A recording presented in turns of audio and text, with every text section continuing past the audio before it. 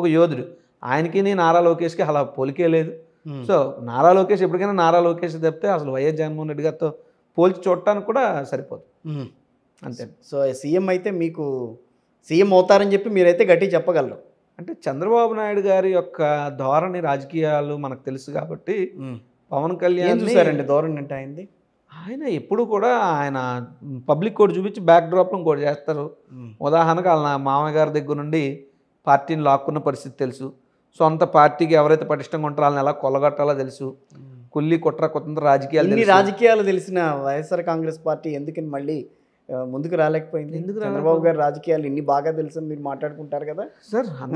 తెలుసు కానీ 24 ఎన్నికల్లో మేము గెలుస్తామని చెప్పి అంత ధీమాగా ఎట్లా చెప్పగలిగారు? వై నాట్ 175 ఎందుకు వచ్చింది మరి మాట? ఎందుకంటే వై నాట్ 175 ఎందుకన్నాం అంటే ఒక లక్ష్యం, చాలా పెద్ద లక్ష్యమే పెట్టుకున్నాం. ఎందుకంటే పెద్దలు కూడా ఎయిమ్ ఆల్వేస్ హై అంటారు. మేము చేసినటువంటి పాలన గతంలో ఎవ్వరూ చేయలేదు. మేము ఉన్నంతలాగా ప్రజలు మా పట్ల ఉంటారని మేము ఆశించాం, ఉండాలని కోరుకున్నాం. కానీ మేము ఆశించింది ఒకటి, అక్కడ జరిగింది ఒకటి. మా యొక్క ప్రజలు ఒకటి మా మీద దుష్ప్రచారాలు బాగా పెట్టారు, రెండు మాకన్నా ఎక్కువ ఇస్తామన్నారు. ఉదాహరణకు అమ్మఒడి మేము ఇస్తామని అమ్మఒడి, వాళ్ళు ఇస్తామని తల్లికి వందనం. జగన్మోహన్ రెడ్డి ఇంట్లో ఒక బిడ్డకి ఇచ్చారు. కానీ వాళ్ళు నీకు 15,000, నీకు 15,000, నీకు 15,000, నీకు 18,000, నీకు 30,000, నీకు 20,000 ఇష్టం వచ్చినట్టు అబద్ధాలు ఆడి ఈరోజు ఒక్కడికి ఒక పైసా ఇచ్చాడా? అంటే ఎంత నిస్సిగ్గుగా ప్రజల్ని కనికట్టు మాయ చేసినట్టు మాయ చేయడంలో చంద్రబాబు నాయుడు, తెలుగుదేశం, ఈ కూటమి, ఈ జనసేన, ఈ బీజేపీ సిద్ధహస్తులు అయిపోయారు.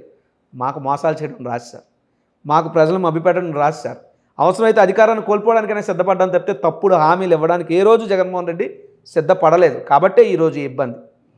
సరే, ఇబ్బందులు అనేటువంటి తాత్కాలికం, చరిత్ర శాశ్వతం. జగన్మోహన్ రెడ్డి చెప్పాడంటే చేస్తాడంతే అనేటువంటి ఒక ట్యాగ్లైన్ జగన్మోహన్ రెడ్డి గారి రాజకీయ చరిత్రలో సువర్ణ అక్షరాలతో లిఖించబడుతుంది. ఫైనల్గా ఒకటి అడుగుతా, మీరు 40% ఆఫ్ ఓటు ఉంది ఇప్పుడు. ఎగ్జాక్ట్లీ 5 ఏళ్ళు ఇంకా పార్టీ, ఇంకా 4 ఏళ్ళు ఇంకా నడుస్తుంది గవర్నమెంట్. ఓకేనా, ఒప్పుకుంటారా? 4 ఏళ్ళు నడుస్తుంది గవర్నమెంట్, నడుస్తుందా? 4 ఏళ్ళు నడిచినప్పుడు అట్నుంచో ఇట్నుంచో ఒక 5 అటు 5 ఇటు 5 మొత్తం 10% బయటకు వెళ్ళిపోతే 30%తో మీరు ఉంటారు అప్పటికి.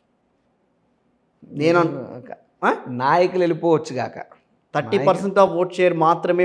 ఓట్ షేర్ ఎక్కడికి వెళ్ళదు, ఓట్ షేర్ ఎక్కడికి వెళ్ళదు. మా ఓట్ షేర్ పెరుగుతుంది, మా ఓట్ షేర్ పెరుగుతుంది. ఎలా, ఏ ప్రాతిపదికన మీరు తీసుకుంటారు దాన్ని? కదా.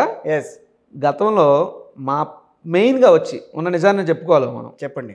మా పార్టీ కార్యకర్తలు 19 ఎన్నికలకు ఉన్నంత కసి, పట్టుదల 24 ఎన్నికల్లో కొంత సడలింది. ఆ సడలింపు వెనక అనేక కారణాలు ఉన్నాయి. అవి మాకు అర్థమయ్యాయి, మా పార్టీ అధినాయకుడికి అర్థమయ్యాయి. ప్రజలకు మేము ఎలాగ మేలు చేస్తాం, ప్రజలకు మా మీద పూర్తి నమ్మకం, విశ్వాసం ఉంది. మా కార్యకర్తల్లో కూడా మేము ఆ భరోసా కలిగిస్తాం. రెండోది, వీళ్ళు మా కార్యకర్తలను ఈరోజు ఇబ్బంది పెడుతున్నారు, నరరూప రాక్షస పరిపాలన చేస్తున్నారు, హత్యలు చేస్తున్నారు. ఓ పక్క ఆ బాలికలపై, అమ్మాయిలపై అత్యాచారాలు పెరిగిపోయి, ఇంకో పక్క అక్రమాలు పెరిగిపోయి, ఇంకో పక్క చూస్తే టీటీడీ లాంటిది కూడా ఆ గౌరవాన్ని, ఆ పవిత్రతని దెబ్బతీసే విధంగా వేరే అడ్మినిస్ట్రేషన్, ఈ అడ్మినిస్ట్రేషన్ ఫెయిల్యూర్స్ ఇవన్నీ ప్రజలు గమనిస్తున్నారు. ప్రజలు ఇప్పటికే విసిగి వేసారు కానీ అప్పుడే బయటికి రారు. ఇంకా కొంత టైం ఇవ్వాలి, ఒక 1 year 1.5 year చూడాలని అనుకుంటారు. సో ఇవన్నీ జరిగిన తర్వాత అల్టిమేట్గా మా ఓట్ షేర్ పెరుగుతుంది.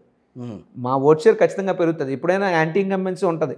నా అంచనా కరెక్ట్ అయితే రేపు మళ్ళీ ఎలక్షన్కి వెళ్ళేటప్పుడు ఇదంతా చంద్రబాబు నాయుడు లాజిక్ పాలిటిక్స్. ఎలా అంటే 14 నుంచి 19 మంది వాళ్ళు కలిసే ఉన్నారు. కానీ 16, 17, 18 ఆ ప్రాంతం వచ్చేటప్పటికి కొంచెం ఏదో వ్యతిరేకమైనట్టు చంద్రబాబు నాయుడు మీద ఉన్న యాంటీ ఇన్కంబెన్సీని చేల్చడానికి వేరేగా పవన్ కళ్యాణ్ పోటీ చేశాడు. మళ్ళీ 24 వచ్చినప్పటికి మా ప్రభుత్వం మీద ఉన్నటువంటి యాంటీ ఇన్కంబెన్సీ చీల్తే ప్రమాదం అని చెప్పేసి ఇద్దరు కలిసిపోయారు. రేపు మళ్ళీ వాళ్ళు అదే చేస్తారు. సో వాళ్ళ కుల్లి కుట్ర కుతంత్ర రాజకీయాలు ప్రజలకు కూడా అర్థమవుతాయి. ఇంకా ఏముంది, కూటమి ప్రభుత్వానికి ముందుంది ముసళ్ళ పండుగ. వాళ్ళు చెప్పినటువంటి హామీల్లో ఏది నెరవేర్చలేదు. నిరుద్యోగులకు భృతి ఇస్తానండి, ఈ రోజుకి ఏ భృతి లేదు. భృతికి వడ్డీ కూడా వేసిస్తామని చెప్పి ఇప్పుడు తెలుగుదేశం పార్టీ నాయకులు అంటున్నారు. ఎక్కడా చేసింది లేదు. జగన్మోహన్ రెడ్డి గారు తెచ్చినటువంటి కంపెనీలన్నింటినీ అడ్డుపెట్టుకుని, జగన్మోహన్ రెడ్డి గారు తెచ్చిన పెట్టుబడులన్నీ అడ్డుపెట్టుకుని వీళ్ళు ఎల్లో కలర్ వేసుకుంటున్నారు. వాటి మీద వేసుకుని మేము తెచ్చామని పబ్లిసిటీ చేసుకుంటున్నారు. ఏమీ తేలేదు. ఏం తెచ్చాడు? నిన్న కాగ్ రిపోర్ట్ ఒకటి వచ్చింది. కాగ్ రిపోర్ట్ కూడా చాలా వ్యతిరేకంగా వచ్చింది పార్టీకి అని చెప్పని అంటున్నారు. 100%